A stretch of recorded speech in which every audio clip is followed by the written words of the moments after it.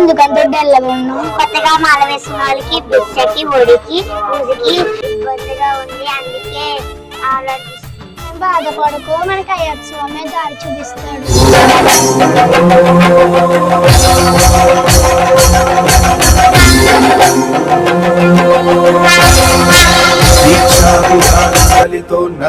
శ్రద్ధా భక్తి పరిపూర్ణ చేతః హరిహర సుతం ఆనంద చిత్తం శబరిమలేశం శరణం శరణం దీక్షాధారణం శ్రద్ధ చిత్తః మాలాధారణం మార్గకృతః దీక్షావ్రతేన భక్తి పూర్ణ అయ్యప్ప నామం సదా శరణాగతం.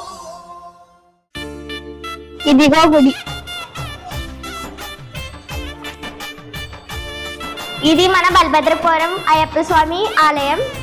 ఒడికి భిక్షకి పూజకి ఎటువంటి ఇబ్బంది లేదు, స్వామిలందరికీ సౌకర్యంగా ఉంటుంది.